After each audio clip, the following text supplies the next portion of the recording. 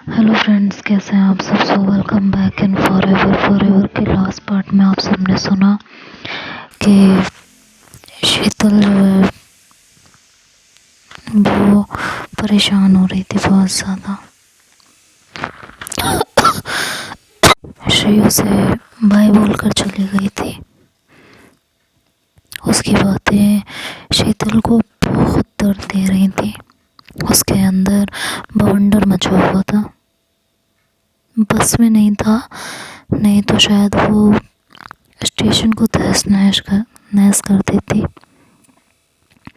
अपने अंदर के गुस्से को जितना शांत करने की कोशिश कर रही थी, गुस्सा उतना ही भड़क रहा था।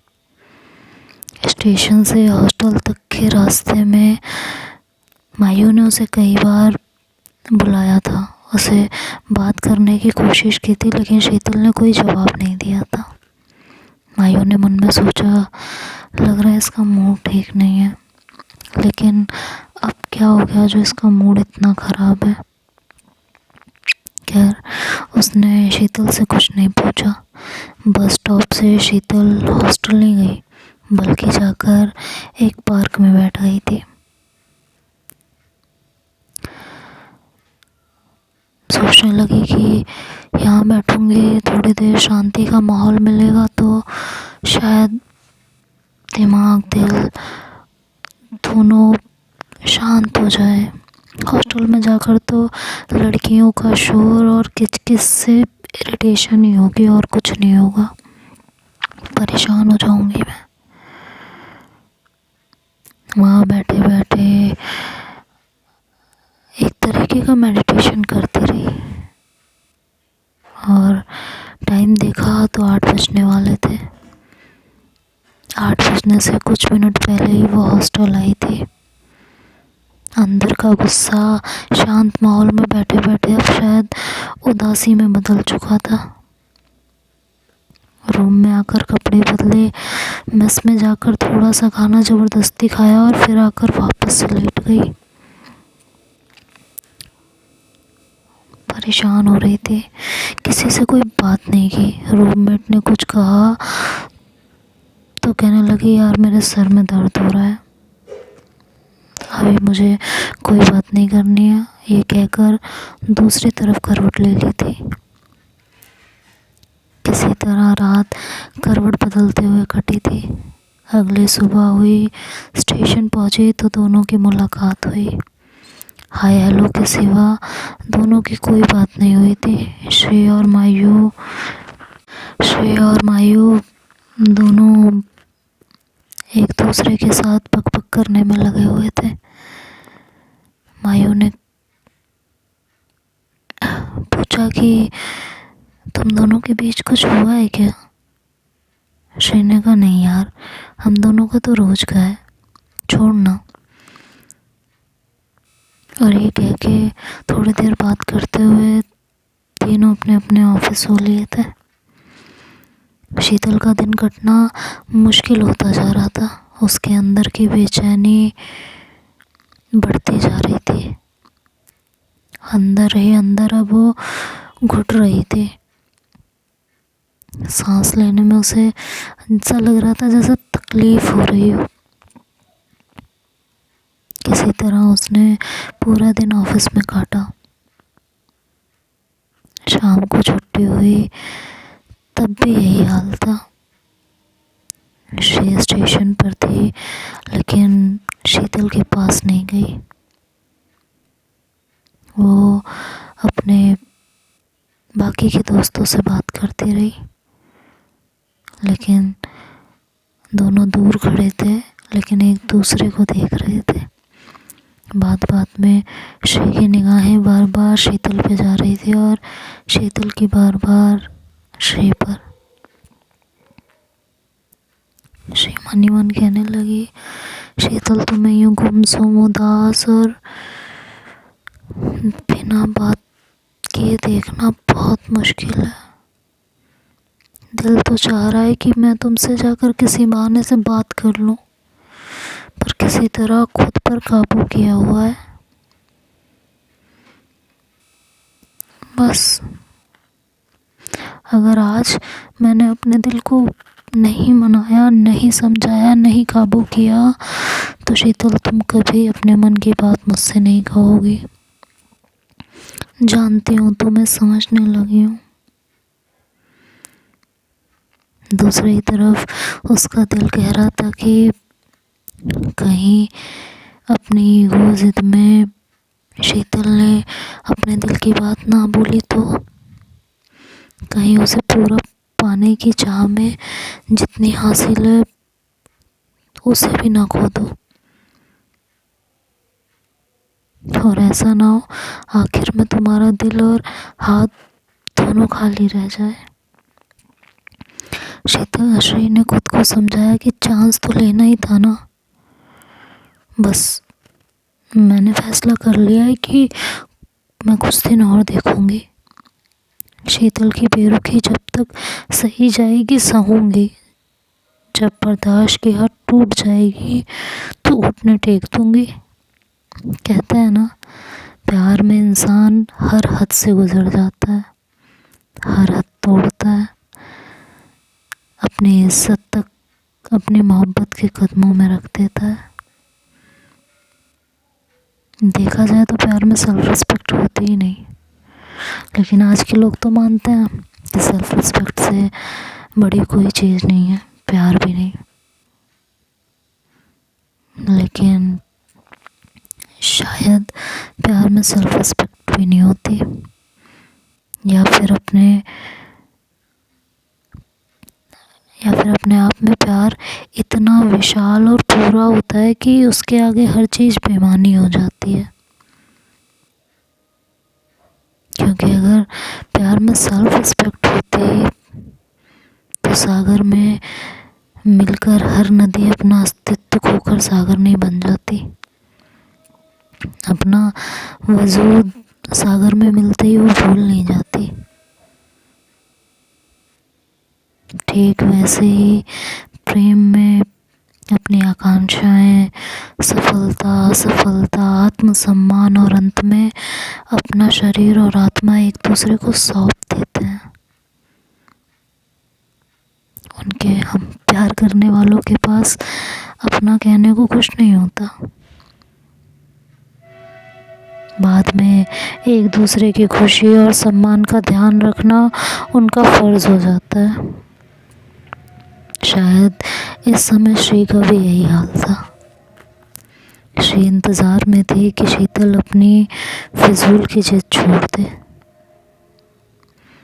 अब देखना ये था कि दोनों में से पहले कौन टूटता है, श्री या शीतल। प्यार के कई रंग होते हैं,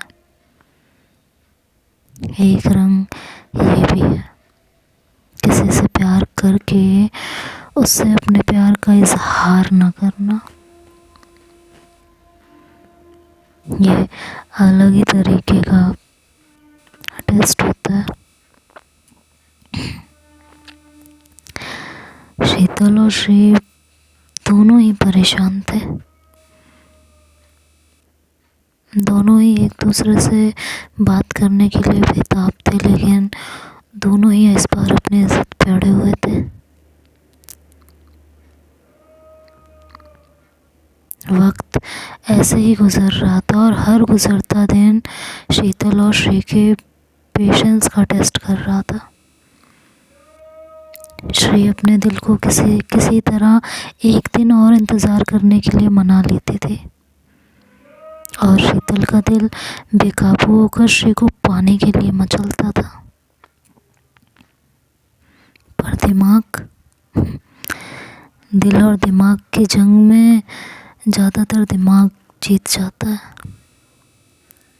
दिमाग उसे हमेशा चुप बैठने के लिए डांट देता था। 2 दिन और गुजर गए थे, दोनों में हाय हेलो और एक दूसरे का हाल चाल पूछने के सिवा और कोई बात नहीं होती थी। शनिवार था, दोनों के मन में एक ही बात चल रही थी, कल संडे है, गणपति दर्शन को ले जाने का प्रॉमिस किया था मैंने, पता नहीं वो पूछेगी कहेगी या नहीं। इधर श्री के भी मन में यही चल रहा था, अगर आज भी बात नहीं हुई तो क्या वो मुझसे गणपति जाने के लिए नहीं कहेगी? क्या उसकी जिद आज भी बड़ी हो जाएगी? दोनों के मन में ही यही बात थी। सोचते सोचते शाम हो गई थी और छुट्टी भी हो गई। दोनों स्टेशन भी पहुंच गए थे, पर दोनों ही चुप थे। श्री बाकियों के पास खड़ी गप्पू में बिजी होने का नाटक कर रही थी, पर नज़र उसकी शीतल पर थी, जो आज बेचैनी से चहलकदमी कर रही थी। स्टेशन पे इधर से उधर घूम रही थी। मन में यही चल रहा था कि श्री पूछ लो ना, कह दो ना कल घूमने चलना है। और इधर श्री के दिमाग में चल रहा था कि शीतल, ये बेवजह की फिजूल जिद आखिर कब तक करोगी? बोल दो ना जाना है, चलना है कल, आके पूछ लो ना मुझसे। दोनों ही एक दूसरे के इंतज़ार में थे, लेकिन दोनों ही एक दूसरे से कुछ नहीं कह रहे थे। बस शीतल बेचैन होके स्टेशन पे इधर से उधर घूम रही थी और श्री अपने दोस्तों से बात करने का नाटक कर रही थी। श्री की ट्रेन आने का टाइम हुआ तो श्री ने सोचा एक बार मैं ही बात कर लूं, क्या पता मेरे बात करने के बाद वो पूछ ले। तो ट्रेन के टाइम होते ही वो शीतल के पास आई और पूछा कि क्या हुआ शीतल, ठीक तो हो? हाँ ठीक हूँ। दोनों कुछ पल एक दूसरे को देखते रहे। तो इस तरह चक्कर क्यों लगा रही हो? बस ऐसे ही, खड़ा नहीं हुआ जा रहा। तबीयत तो नहीं खराब है? नहीं, ठीक हूँ मैं। दोनों आमने सामने खड़े थे। श्री शीतल को देख रही थी और शीतल इधर उधर देख रही थी। श्री ने कहा कुछ कहना है तो कह दो। हाँ, क्या कहना है? कुछ नहीं है कहने को। श्री ने कहा इधर देखो मेरी तरफ, मुझे देखकर कहो कुछ नहीं कहना है। शीतल ने उसे देखते हुए कहा कि नहीं, कुछ नहीं कहना। दोनों एक दूसरे को देख रहे थे। ये बोलते हुए शीतल देख रही थी कि कैसे श्री के फेस का एक्सप्रेशन चेंज हुआ था। उसके चेहरे पर दर्द, तड़प और उसकी आंखों में आंसू आ गए थे। श्री ने कहा ठीक है, कहकर उसने अपनी नज़रें फेर ली। तभी उसकी ट्रेन भी प्लेटफॉर्म पर पहुंच रही थी। उसने शीतल से कहा चलती हूँ शीतल, ध्यान रखना अपना। ये कहकर वो चली गई। उसे जाते हुए देख शीतल को ऐसा लग रहा था जैसे उसके शरीर से कोई जान खींच के लेके जा रहा है। उसे लगा जैसे आज उसका दिल बैठा जा रहा है। उसे अपने सीने में दर्द महसूस हो रहा था और दर्द इतना बढ़ गया था कि वो प्लेटफॉर्म पे खड़ी खड़ी घुटनों के बल नीचे बैठ गई थी। इधर ट्रेन जा चुकी थी। मायू ने उसे नीचे बैठते हुए देखा तो उसके पास आई और पूछा शीतल क्या हुआ? शीतल ने कहा दर्द हो रहा है। मायू ने कहा कहाँ दर्द हो रहा है? अब शीतल को कुछ समझ नहीं आ रहा था कि वो क्या बताए। तो देखते हैं आगे क्या होता है, तो नेक्स्ट पार्ट में सुनेंगे। गलती तो वैसे भी शीतल की है, इतनी भी क्या जिद। जब इतनी मोहब्बत है और सामने वाला हाथ थामने के लिए बेचैन खड़ा है तो हाथ थाम लेना चाहिए। ऐसी तो कोई मजबूरी भी नहीं है जिसकी वजह से इतना खुद को रोक रहे हो। खैर, आगे क्या होगा ये तो नेक्स्ट पार्ट में ही सुनेंगे। तब तक इस पार्ट को एंजॉय कीजिए। Bye bye.